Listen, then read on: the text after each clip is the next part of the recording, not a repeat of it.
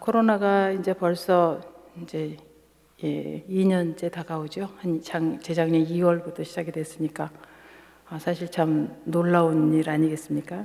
갑자기 무슨 바이러스가 하나 들어갔다고 하는데 그냥 걸렸다 하면 그냥 이렇게 생명을 잃고, 특별히 연세 드신 분들은 그냥 걸리기만 하면 뭐 우리 이웃이 돌아가시고 내 직장 동료가 소천하시고 내 가족이 소천하시고 너무나 놀랍고 당황스러운 그런 시기가 있었습니다. 근데 그때 그 초창기 많이들 당황하고 그럴 때 하나님께서 저에게 주신 메시지가 이거였습니다. 계속해서 눈만 감으면 담대하라, 내가 너와 함께 하노라, 두려워하지 말라. 많은 사람들이 두려워하지만, 물론 제가 선교사가 하나님의 종이니까 두려운 척 안 하긴 하지만, 사실 바로 옆에서 사람들이 그렇게 죽어나가는 걸 보면 당황하지 않을 수 없고 참 어찌할 바를 모르는 그 순간에 주님께서 이 말씀을 주셨습니다.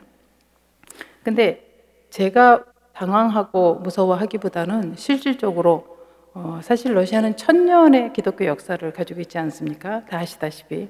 그래서 뭐 언어도 선교사들이 와서 만들었고, 989년도에 그 그리스 선교사가 와서 만들었고, 언어가 들어오면서 문화가 생기고, 언어가 들어오면서 학문이 생기고, 그래서 모두 은어나 그런 것들이 다 성서적이에요. 그러니까 하나님을 뭐 무신론자라고 해도 70년 동안 공산체에 있었다고 해도 하나님을 부인하는 사람은 사실 적어요. 내가 믿지 않겠다, 하나님 난 마음에 안 든다, 이래서 이렇게 부인하는 사람은 있지만 하나님 존재 자체를 부인하는 사람은 사실 별로 많지 않습니다.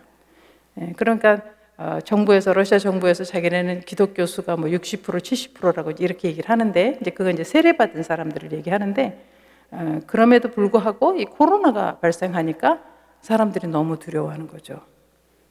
너무 염려하고. 하나님께서 이 메시지를 주시면서 그 담대함을 다시 되새겨 보도록 저한테 시간을 주셨습니다. 그 생각해 봤어요. 물론 주여 주여 부르는 자가 다 천국에 갈 것이 아니라고 분명히 말씀하셨고, 야고보서에 보면은 네가 하나님을 알고 믿느냐, 잘하고 있도다, 사탄도 믿고 떠느니라. 그러니까 하나님을 아는 것과 믿는 것의 차이가 있다고 얘기는 한다 하더라도, 어쨌든 1000년이라는 그 기독교 국가에서 삶을 살면서도 막상 이렇게 어려움이 오니까 사람들이 그 두려움이 그 사회 전체를 막 이렇게 엄습하더라고요. 그 생각을 해봤습니다. 도대체 뭐가 문제일까? 우리가 어떤 걸 해결을 해야 이런 두려움에서 좀 자유할 수 있을까 생각해 봤을 때 2가지가 생각이 나더라고요. 첫 번째, 믿는 자라고 하는 분들이 보통 다 믿는다고 하거든요. 이렇게 십자가를 이렇게 보여주면서 내가 세례받았다라고. 근데 러시아 정교회 세례식은 굉장히 엄숙해요. 어린아이 하나를 위한 세례식을 2시간씩 하면서 그 아이의 그 어린 머리에 완전히 인각이 되도록 세례식을 하거든요. 그러니까는 평생을 그거 가지고 우려먹을 만해요. 나는 세례받았어, 막 이렇게 할 수 있는 그거이긴 한데, 어쨌든 왜 그렇게 두려워하는가? 첫 번째는 죽음의 문제가 해결이 안 됐다는 거죠. 죽음의 문제. 분명히 예수님께서 말씀하셨잖아요. 나는 부활이요 생명이니 나를 믿는 자는 죽어도 살겠고, 무릇 살아서 나를 믿는 자는 영원히 죽지 아니하니라. 이것을 네가 믿느냐? 아멘. 아멘이죠. 분명히 이렇게 말씀을 하셨습니다. 우리는 죽지 않는 자다. 근데 이거는 이론이라고요. 이건 성경 말씀이에요. 근데 이게 경험이 되어져야 되죠. 진짜 천국이 있구나. 요한계시록에 보면 예수님께서 제자들이 나는 지금 올라가서 너희들을 위하여 집을 짓겠노라 라고 말씀하셨잖아요. 기억하시죠? 올라가셔서 하나님 우편에만 계시는 게 아니라 저희들을 위하여 기도도 하시고, 저희들을 위하여 하나님께 간구도 하시고, 그러면서 동시에 새로운 예루살렘을 만드시고 계시잖아요. 요한계시록에 보면은. 그래서 거기에 들어가서 영원한 삶을 분명히 성경에 기록이 돼 있지만, 그것을 내가 인정하고 이 세상에 살면서 죽음으로부터 자유할 수 있으려면 그 경험이 있어야 된다는 얘기죠. 어떻게? 저 같은 경우는 개인적으로 두 종류의 개인적인 경험을 말씀드릴 수 있습니다. 한 3개 정도 말씀드릴 수 있겠네요. 저희는 이제 초대교회 기독교 집안에서 자랐습니다. 저희 할아버님이 장로님이셨고 일제시대 때 교회도 세우시고 이제 그렇게 사셨지만 연세가 드시면서 식도암에 걸리셔서 고생을 좀 하셨어요. 고생하시다가 이제 돌아가시는데 임종 예배를 이제 드렸는데 저희는 이제 어리니까 예배는 참석 못했지만 이게 카세트된 녹음기가 있더라고요. 나중에 그걸 들으니까 이제 예배 드리시고 자손들에게 재산 나눠주시고 그리고 이제 막내 삼촌 이름을 부르면서 아들아 지금 문 열어라 천사 2사람이 온다 나를 데리러 온다 라고 나는 지금 천국으로 가니까 너희들은 여기서 잘 살다가 믿음 잘 지키고 살다가 오너라 그러고 돌아가셨어요. 분명히 천국이 있는 거죠. 그리고 또 한 가지는 혹시 저희 남편을 기억하고 계신 분이 계신지 모르겠는데 카잔스키 빅토르 목사님 러시아 분이셨잖아요. 그분이 만 52세 한 15분 만에 급성 심장병으로 돌아가셨거든요. 저하고 같이 마켓에 갔다가 뭐 물건 사가지고 오다가 그냥 한번 그 문 앞에서 한번 좀 쓰러지고 그래서 좀 깨어나더니 또 자동차에 가서 쓰러지고 또 자동차에서 깨어나더니 그 의사가 빨리 바깥으로 내놓으라 그래서 바깥에 내놓으니까 한 15분 만에 하나님이 사람을 딱 데려가 버리더라고요. 저 그때 너무 쇼크를 먹었어요. 그러니까 아이고 남편이 없어서 어떻게 물론 이것도 그건 나중 문제고 하나님이 사람을 이렇게도 데려가시는구나. 딱 15분 만에 그냥 가버리더라고요. 그 건장하고 튼튼하던 사람이 물론 심장은 좀 안 좋았지만 그렇게 갑자기. 근데 러시아는 아직도 많이 낙후합니다. 러시아의 체제는 아직도 사회주의 체제를 벗지 못해서 사회주의 체제를 벗지 못했다라고 하는 것은 사람을 위한 정치를 하고 한 개인의 이익을 위해서 정치하고 있지 못하다는 거죠. 그러니까 체제 자체를 위해서 정치를 하는 그런 체제가 유지되다 보니까 사람이 한 4시쯤 죽었는데 그 병원차는 밤 9시에 왔어요. 그러니까 5시간을 그냥 길바닥에서 누워 있어야 되죠. 그러니까 뭐 큰 슈퍼마켓 그 지하 차도에 있으니까 사람들도 별로 없고 제가 이제 이렇게 흔들면서 제가 얘기를 했습니다. 지금 아마 당신이 뭐가 보일 거다. 뭐 예수님을 만났든 천사를 만났든 얘기를 하시오. 여기 지금 할 일이 이렇게 많고 이게 교회도 있고 할 일이 많은데 돌아가게 해달라고 빨리 얘기하라고. 제가 흔들었더니 갑자기 이 사람이 여기서부터 환하게 웃어요. 저는 생활을 하면서도 그렇게 기쁘게 그렇게 아름답게 웃는 걸 본 적이 없어요. 그 죽은 몸이 제가 이렇게 흔드니까 갑자기 환하게 웃더라고요. 안 오겠다는 얘기죠. 거기가 좋다는 얘기지. 이게 개인적인 제 체험이고, 제가 이제 영성을 이제 가르치기도 하고 훈련도 하고 공부도 하면서 여러 영성가들을 이제 만나봤는데 그 중에 이제 한 분 목사님께서 그런 체험을 말씀을 해주시더라고요. 수술을 하다가 이제 수술을 받으시다가 이렇게 비몽사몽 중에 이제 천국에 올라가셨대요. 올라가셨는데 거기가 얼마나 좋은지, 얼마나 아름답고 그게 얼마나 좋은지 이 세상 것을 완전히 잊어버리게 되더라는 거죠. 완전히 잊어버리게 되고 그냥 그 기쁨이 어떻게 표현을 할 수가 없었대요. 그런데 이제 세상으로 돌아왔잖아요. 근데 가고 싶어가지고 거기가 너무 좋아서 가고 싶어요. 근데 이제 기도할 수 없잖아요. 저희가 죽여달라고 하나님한테 할 수도 없고 자살을 할 수도 없고 이게 마음에 소원이 있었던 거죠. 한 6개월을 그렇게 소망을 했대요. 혹시 나 암 안 걸리나? 뭐 교통사고 안 나나? 이러고 그렇게 그 죽음을 소망을 했더니 이제 기도 중에 하나님께서 그 마음으로 네가 그렇게 천국을 가고 싶은 그 마음으로 택한 자들을 위해서 마지막까지 책임을 다해라 그렇게 말씀하셨다고. 그러니까 저는 그 목사님을 제가 개인적으로도 신뢰하고 또 말씀을 건강하게 잘 말씀대로 사시는 분이기 때문에 제가 그분을 신뢰합니다. 그래서 분명히 천국이 있는 걸 아는 거예요. 그러니까 지금 당장 죽어도 저희는 믿는 자들은 아무 문제가 없는 거죠. 아멘이십니까? 아멘. 예. 이게 해결이 돼야 되는데 이게 해결이 안 되니까 본능적으로 그 두려움이 전체 사회를 휩싸고 있더라고요. 근데 사실 뭐 한국에도 오니까 그 어떤 두려움이나 뭐 그런 많이 좀 지쳐 있고 이렇게 눌려 있고 좀 억압된 부분이 있더라고요. 그런데 차이가 있어요. 그러니까 러시아에서 두려워하는 건 개인적인 나 자신을 위한 내 죽음에 대한 두려움이지만 우리 한국에서 두려워하는 건 혹시 내가 코로나에 걸리면 나 혼자만 아프면 괜찮은데 나 혼자 아프면 어떡해? 내 주변이 전체 가서 검사받고 막 전체가 막 이러니까 이런 것들 때문에 더 두려워한다 그러더라고요. 같은 두려움이지만 뿌리가 다릅니다. 저희 한국 민족의 아주 고유한 특성이에요. 그러니까 공동체로서 나만 생각하지 않고 남을 생각하는. 물론 이게 지금 많이 망가지고 있다는 것도 압니다. 그러나 저희 고대 민족사를 훑어보면 우리의 영성은 하나님께서 하나님 말씀대로 살아갈 수 있도록 저희 영성을 잘 보존하셨다는 것을 굉장히 많이 깨달을 수 있어요. 저희 민족만이 타인을 가족으로 수용할 수 있는 능력이 있더라고요. 그러니까 저희가 경제적으로 성장해서 전 세계에 선교사를 보내기도 하지만 전 세계에 나가서 선교를 할 수 있는 그 기본 영적 심성이 저희한테는 이렇게 갖춰져 있다는 거죠. 저는 그것을 하나님 은혜라고 생각을 합니다.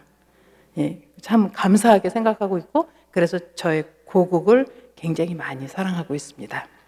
두 번째 우리가 분명하게 깨달아야 될 것은 우리가 이 땅에 사는 목적이죠. 보통 한국 복음을 구복신앙이다 이렇게 말씀하시는 분들이 있어요. 복을 구하는 신앙이다. 근데 저는 복을 구하는 신앙이다라고 얘기를 하지 않습니다. 왜냐하면 저희 한국 그 경제 역사를 이렇게 살펴보면 유교나고 이제 기독교 그리고 그 기독교가 성장하면서 저희가 이제 경제 성장이 같이 맞물려 갔는데 교회가 성장하면서 경제가 성장하고 교회가 성장하면서 교회가 성장하고 이게 이제 거의 2000년대 90년대 말까지 계속 이어져 내려왔죠. 그게 정말 한국 어렵지 않았습니까? 정말 그 보릿고개라는 것도 지금은 아마 거의 많은 분들이 기억을 못 하시겠지만 정말 한국 참 이렇게 경제적으로 많이 어려웠죠. 특별히 선교사들이 들어올 때 저 학교 다닐 때만 해도 미국에서 그 보릿빵 옥수수로 만든 빵 학교 가면 옥수수로 만든 빵 줬고요. 하도 사람들이 영양실조 많이 걸린다고 우유가루 미국에서 우유가루 갖다가 보건소에마다 있어서 사람들이 얻어먹고 그렇게 건강 회복하고 살았습니다. 저희 민족의 그런 심성은 너무 아름답지만 특별히 한국은 땅만 파면서 일을 했잖아요. 뭐 어떤 생산하는 것도 없었고 발전되지도 않았고 그러니까 너무 많은 사람들이 어려웠죠. 그럴 때 선교사들이 들어왔고 선교사들이 하나님의 말씀을 전해준 것을 그대로 순종하는 어른을 섬기는 효의 사상, 존경하는 그런 마음으로 가르쳐주는 것을 그대로 따랐기 때문에 하나님께서 축복을 하셨어요. 너희는 먼저 그의 나라와 의를 구하라. 그리하면 그 외의 모든 것을 더하시리라. 그러니까 더해 주신 거죠. 저희가 무슨 물질을 복을 받겠다 이렇게 따라간 게 아니라 하나님 말씀대로 이렇게 교회에서 저녁 예배 있습니다. 새벽기도 있습니다. 그러면 하나님 말씀 듣기 위해서 새벽기도 나오고 철회 있습니다. 하나님 음성 듣기 위해서 철회하고 이렇게 순종하는 것을 통해서 하나님께서 이것을 형통하게 인도해 주시는 거죠. 절대로 먼저 의를 구하는 거 빼놓고 이게 있는 게 아니고 이게 있을 때 이게 따라오는 거죠. 그렇기 때문에 저는 이거를 구복신앙이라고 생각하지는 않습니다. 다만 순종하는 신앙, 순종하고 말씀대로 살려고 노력하는 신앙. 그러나 산업이 발달이 되고 나라가 열리고 물질만 있으면 하고 싶은 걸 다 할 수 있어요. 자동차도 외제차 좋은 걸 살 수 있고 집도 더 넓은 걸 살 수 있고 그러다 보니까 자칫 그 나라와 의를 구하는 것 그거보다는 밑에 그 더하여지는 것에 눈길을 줄 수 있었죠. 그리고 저희가 살아가는 시스템 자체가 이 물질이 없으면 살아갈 수 없는 시스템이 돼버렸어요. 그렇죠? 뭐 한국에 나왔더니 무슨 전세가 뭐 8억인가 9억인가 그렇다 그러더라고요. 그러니 젊은 사람들이 어떻게 결혼을 제대로 계획을 어떻게 세울 수 있을까 염려하는 마음이 참 많이 들더라고요. 그러니까 우리가 살아가는 시스템 자체가 경제가 없으면 꼼짝을 할 수 없기 때문에 또 여기에 묶일 수 있죠. 분명히 그런 현실에 저희들이 살고 있는 것은 분명합니다. 그럼에도 불구하고 우리가 기억을 한다면 너희는 먼저 그의 나라와 의를 구하라 하는 것에만 딱 서 있으면 이거는 그냥 따라온다고 생각을 하고, 그리고 저희가 어디에서 살 것인가요? 나중에 새로운 예루살렘에서 누구와? 하나님과 예수님과 성령님과 함께 사는 자들이잖아요. 출애굽기 19장에 보면 하나님의 성품이 참 잘 드러나 있어요. 하나님께서 모세를 만나러 내려오시면서 시내 산으로 내려오시면서 모세한테 부탁을 하죠. 모세야, 가서 사람들이 나를 만날 준비를 하도록 시켜라. 옷도 빨고 여자들하고 잠자는 것도 좀 잠잠히 하나님을 만나는 그 심령을 준비하도록 시간을 주고, 그러면서도 내려오시면서도 거기다가 이렇게 줄을 쳐라. 혹시 누가 호기심으로 이렇게 올라오다가 내가 그를 돌격하여 죽일까 염려하노라. 제사장들에게도 얘기를 해라. 모세야, 너만 올라오고 제사장들은 거기 있게 해라. 내가 걱정이 된다. 내가 가서 죽일까 하노라. 하나님은 우리를 죽이고 싶으신 분이 아니에요. 근데 우리는 죄인이잖아요. 그죠? 죄인으로 태어났고 하나님은 의로우신 분, 죄가 없으신 분. 그러니까 빛과 어둠인 거예요. 빛이 딱 들어오면 어둠이 존재하나요? 못하나요? 어둠은 없어지는 거예요. 그냥. 그것처럼 하나님이 오시면 이 죄인은 없어져야 되는 거예요. 죽여야 되는 거예요. 하나님은 안 죽이시고 싶으세요. 하나님은 같이 살고 싶으셔. 하나님 만드셨잖아요. 교제하려고 저희를 만드셨어요. 하나님은 사랑하시니까 우리하고 같이 살고 싶은데 우리의 이 죄성이 아직 남아있기 때문에 하나님은 이게 염려가 되시는 거죠.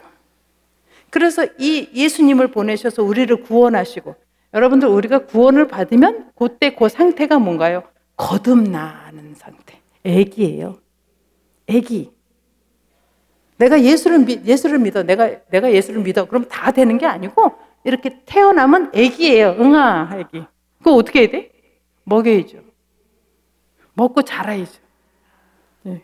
그래서 우리가 이 생에 사는 동안은 새로운 예루살렘에서 그 거룩하신 빛 대신 하나님과 함께 살아갈 수 있도록 이 세상에서 준비가 되는 거죠. 그게 이 생의 목적이라고요. 그것을 위해서 건강도 주시고, 그것을 위해서 물질도 주시고, 사랑하라고, 선교하라고, 그죠? 이렇게 심고 거두고 또 심고 또 거두고, 그런 삶을 살면서 복을 누리고, 우리 건강의 복, 물질의 축복이 하나님께 주시는 거잖아요. 가정 아름다운 거, 직장, 하나님 주시기 기뻐하시는 사랑하시는 하나님. 그럼에도 불구하고 우리의 목적은 우리의 변화죠. 성숙해지는 거. 애기로 있지 않고 맨날 먹여주고 맨날 뭐 내가 갖고 싶은 거, 뭐 냉장고 사면 옆에 뭐 하나 딸려주죠.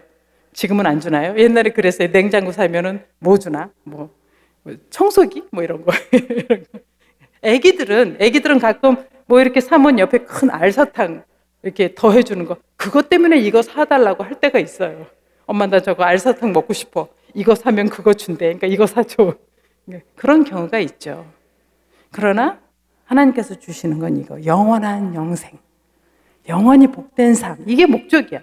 이게 목적을 이루시기 위해서 더해 주시는 거죠. 건강도 주시고. 그러면서 우리가 해야 될 게 그게 무엇인가요? 성령의 열매를 거두는 거. 장성한 분량에 이르기까지 성령의 열매를 거두는 거죠. 사랑의 열매, 화평의 열매, 인내의 열매, 긍휼의 열매, 자비의 열매. 궁극적으로 그거 한마디로 딱 하면 사랑하라. 사랑하라. 네 뭔가 힘을 다해서 하나님을 사랑하고, 하나님을 사랑한다라고 하는 건 나를 성장시키는 거예요. 그러니까 내 자신을, 나 태어난 아기를 성장시키는, 그게 하나님을 사랑하는 거예요. 말씀 읽으면서 더 깨닫고 더 감사하고 더 기쁘게 나고, 이게 하나님을 사랑하는 거. 그리고 이웃을 사랑하는 거. 똑같이 50% 50%입니다. 하나님만 사랑하면 돼. 교회만 나와서 나 성장하고 그것만 하면 돼? 아니요. 하나님이 내가 성장하기 원하시는 건 나를 통해서 내 이웃이 하나님의 사랑을 받도록, 그것 때문에 하시는 거거든요. 내가 성장해야, 내가 어른이 돼야 아이들을 돌볼 수 있잖아요. 그러니까 내가 어른이 되는 목적은 옆에 있는 사람을 안아주기 위해서. 그러니까 그게 두 개가 같이 가야지. 하나만 가면. 하나님 안 믿고 좋은 일 하는 사람 얼마나 많습니까? 다른 종교단체, 봉사단체 얼마나 많아요. 이건 좋은 일만 하는 거 하나님 모르는 거죠. 그죠? 이거 50%, 이건 아니야, 반쪽이야. 또 하나님만 안다고 맨날 교회 안에만 있어.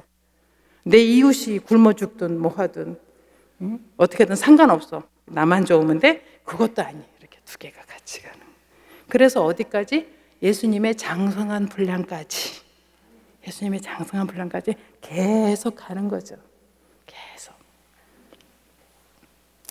전 어렸을 때 제가 15살 정도 되면서 제가 깨달았어요. 아, 내가 하나님을 아바 아버지라고 못 부르고 있구나. 제가 그걸 딱 깨닫고 제가 하나님한테 선언을 했습니다. 저는 증표를 줘야 되겠습니다. 내가 하나님을 부인할 수 없는 뭔가를 주셔야 내가 다시 하나님을 믿겠습니다. 선언을 하고 나갔어요, 세상으로. 나가서 뭐 불교도 가봤다가 천주교도 가봤다가 몰몬교도 가봤다가 유명한 교수들은 다 쫓아다니고 법정 스님 쫓아다니고 그 진리를 찾는다고 참 고생을 많이 했습니다. 죽을 둥 살 둥 막. 그랬는데 13년 후에 하나님이 만나주셨거든요. 하나님이 딱 만나주시고 나서 곧바로 선교사로 쓰셨어요. 그래서 저는 일본에서도 선교를 한 3년 했고, 그 다음에 지금 러시아에서 30년째 선교를 하고 있습니다. 저한테는 아무런 하나님한테 따질 만한 그 자격이 없어요. 제가 이 13년 교만해서 막 이렇게 하나님을 찾으면서 몇 번씩 이 삶을 그만둬야 될 것 같은, 그러니까 내 목숨을 내놓았던 그런 사람이기 때문에 저한테는 아무 저기가 없습니다. 그냥 죽으려면 죽고 가려면 가고. 남편을 제가 달라 그랬습니까? 뭐 선교사가 누가 결혼하러 들어가나요? 가니까 하나님이 주시고 또 휙 또 데려가시고. 저는 할 말이 없는 거예요. 뭐 주신 분도 하나님, 가져가시는 분도 하나님. 근데 그거를 수용할 수 있어요. 왜? 우리는 여기 잠시 있거든요. 이게 저희들의 본거지가 아니라고요. 저희는 여기 지나가는, 지금 코로나 많이 힘드시죠? 2년. 근데 아마 이거 지금 저희 터널 지나가잖아요. 코로나 터널 지나가고 있는데 언젠가는 이거 지나가겠죠. 그죠? 그런 것처럼 저희들의 삶도 마찬가지죠. 언젠가는 진짜 본향으로 이제 가는 거고. 그리고 이게 되게 짧더라고요.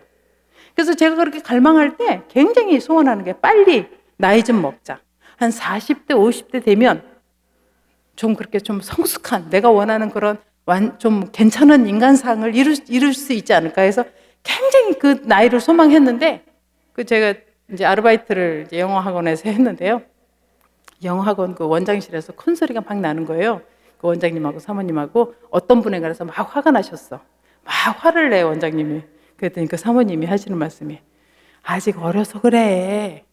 42살밖에 안 됐어. 저는 청년이라 한 40대, 50대만 되면 그냥 정말 성숙한 모습이 될 거라고 막 기대하고 있는데, 아직 42살밖에 안 돼서 그래. 저 그때 너무 충격을 먹었는데, 살아보니까 그게 정말 그렇더라고요. 하나님 말씀으로 저희들이 매일 이게 성장하지 않으니까 저희들의 이 죄성이 강해서 저희들 힘으로는 잘 성장이 안 되는 것 같더라고요. 근데 지금 좀 괜찮은 것 같아요. 지금 이제 한 60대 넘어가니까 이제는 세상이 다 이뻐 보이고, 이렇게 사람들이 화를 내도 이뻐 보이고, 짜증을 내도 이뻐 보이고, 아프고 안 됐고, 이제 그런 마음이 생기는 것 같아요.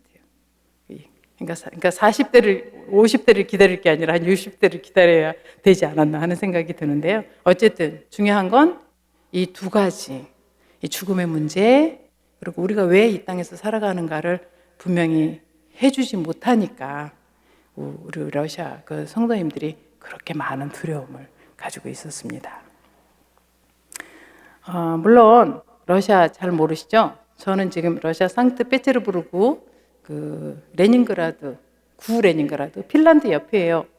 핀란드가 180km, 그러니까 서울에서 대전거리, 국경이 모스크바, 제일 가깝다는 모스크바가 750km, 서울에서 제주도 거리. 이게 차이가 있죠. 그런데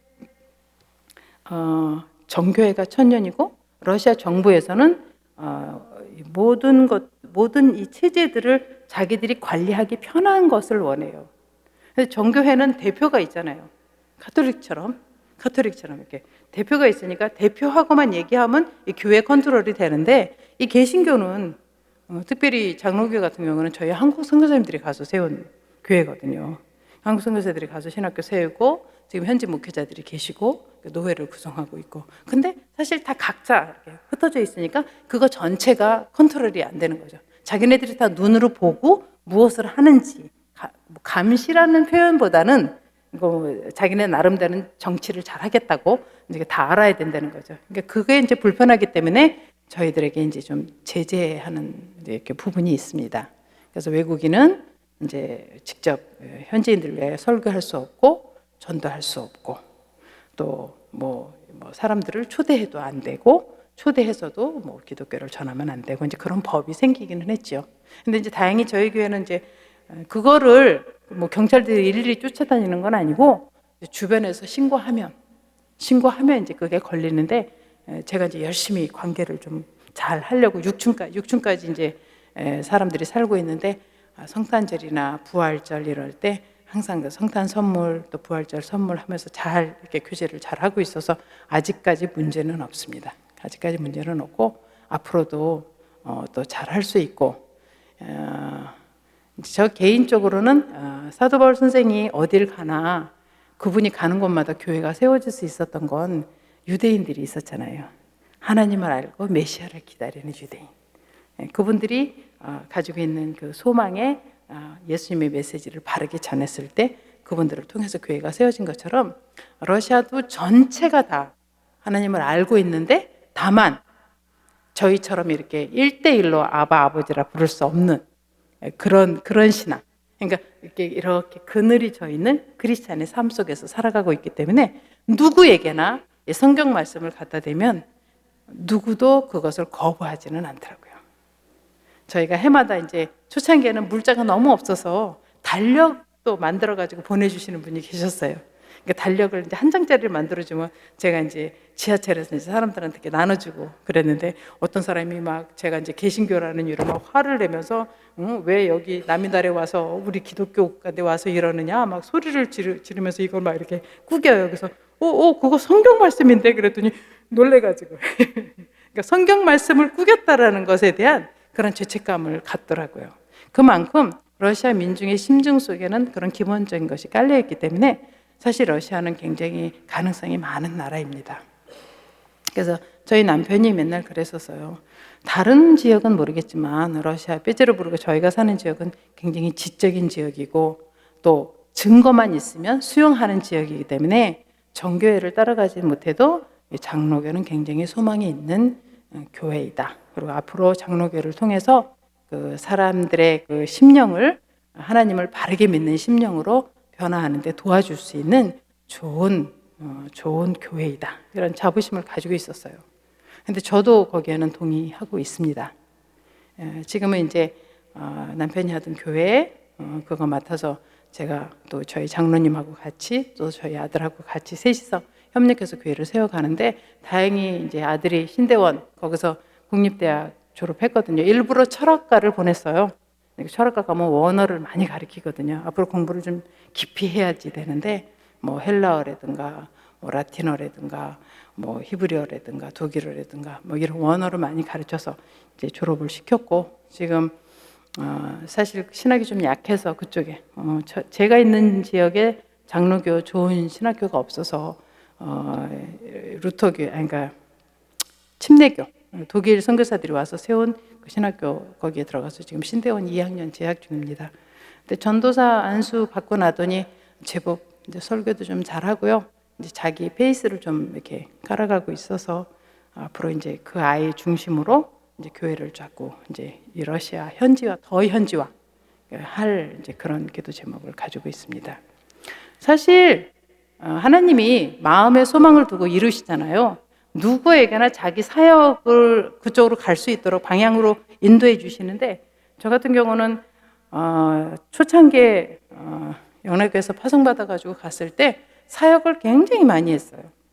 어린이 예배 제가 담당해서 한 250명, 청년 예배 담당해서 한 150명, 그리고 병원에서 예배 드리는 거 병원을 한 20군데, 병원마다 큰 홀이 있거든요. 거기는 뭐 소위 자아 비판하는 잘 거기에 이제 저희 러시아 현지 신학생들 2명씩, 그래서 월요일 날 뭐 한 5군데서 예배드리고, 화요일 날도 한 5군데서 예배드리고, 뭐 수요일 날, 그래서 금요일 날까지 예배드리면서 저희는 이렇게 돌고 이제 그렇게 예배를 드렸어요.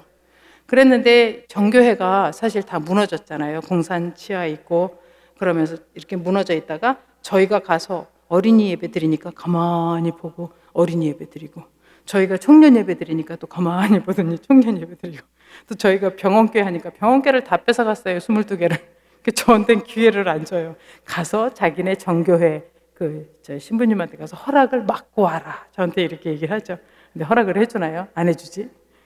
그런 거 다 뺏어서 자기네가 하고, 교도소도 자 가만히 보더니 가서 다 하고, 고아원도 그렇게 하고, 이렇게 넓게 거시적으로 보면 저희 장로교가 러시아 전체를 그 하나님의 말씀으로 이렇게 깨워가는 큰 역할을 했다고 볼 수 있습니다. 그리고 법적으로도 제재를 받지만 그 러시아 현지인들이 조금 우수해요. 제가 볼 때 하나를 가르치면 10개를 합니다.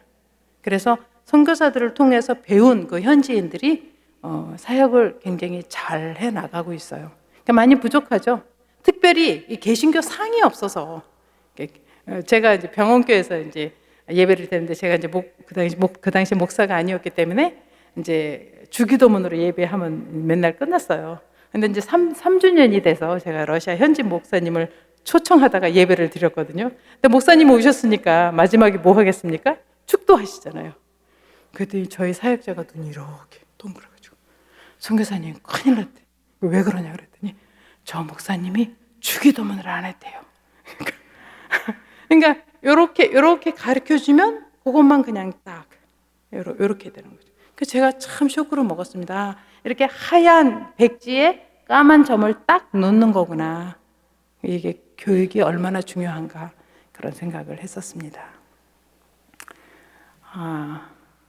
사랑하는 우리 형제 자매님, 저희들은 여러분 얼굴을 모르지만 저희는 그리스도 안에서 형제인 거 아시지요? 예, 한국에 있거나 러시아에 있거나 어디에 있거나, 이름을 알거나 모르거나 저희는 다 나중에 하나님 안에서 한 가족으로 살 저희 형제 자매들입니다. 그리고 개인적으로 저는 하나님께서 저희 한국을 80년대 일본 선교하면서 깨달은 거예요. 하나님께서 저희 민족의 심성을 이렇게 공동체적으로 사랑을 할 줄 아는 민족으로 이렇게 보호해 놓으셨다는 그것을, 하나님의 나라를 이루어가는 귀한 일꾼으로 선택하셔서 그렇게 보호해 놓으셨다고 생각을 하고 있어요. 간절히 기도하기는 저희 한국이 하나님 오시기까지, 예수님 재림하실 때까지 선교를 계속 할 수 있기를 소망합니다. 그게 다 선교사들은 보냄을 받은 자잖아요.